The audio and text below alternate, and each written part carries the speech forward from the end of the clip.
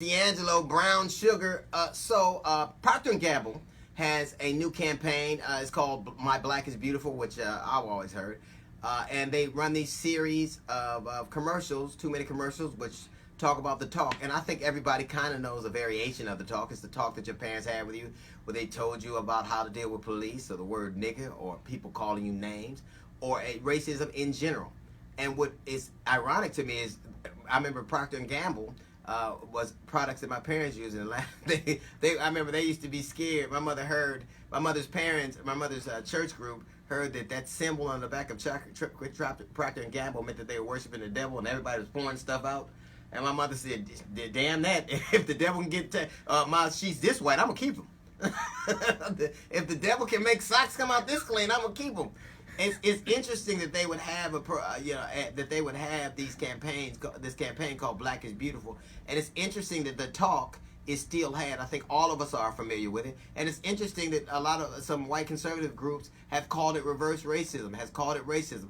The talk is in response to racism. There is no reverse. And first off, it's impossible to have reverse racism. I never owned you. Black people don't own you. Black people collectively can't make the government act on their behalf, intercede on their behalf to make things illegal for you, to make stuff hard for you. I can't sell your children off. Reverse racism, you don't get to decide what that is. You may be uncomfortable by the conversation. We're uncomfortable having it.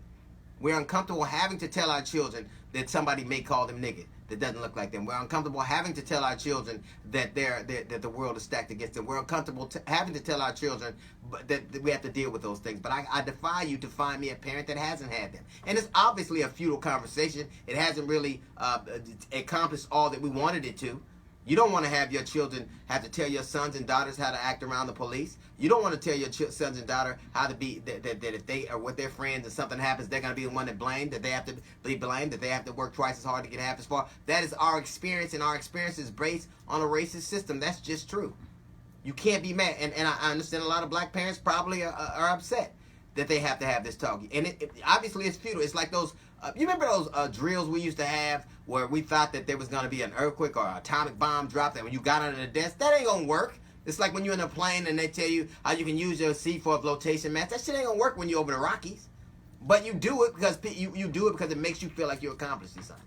The truth of the matter is, black parents have those conversations because they are real. Isn't it ironic that you have had those conversations, I have had those conversations, many of your friends have had those conversations, that we don't make those things up? And it's ironic that conservatives will be angry and call conservatives who can't recognize racism anywhere. They can't recognize racism in policing. They can't recognize racism in healthcare. They can't recognize it in schooling. They can't recognize it in property value. They can't recognize it in anything. The only time conservatives seem to see racism is when black parents are telling their children about it. If you can't recognize racism in its institutions, and you can only see it when I'm telling my child how to deal with it, you got a problem. I can't trust your optics or your lenses. If you can't see racism, you don't know what it is. If racism to you is me telling you, is racism to you is me telling my children how to deal with it, you're a racist and a liar. You really are. You can't just make stuff up. You can't just see what you want to see. We teach our children to respond to a system that is designed to make it harder for them. And it is criminal if we pretend like that system doesn't exist. It's also criminal if you do.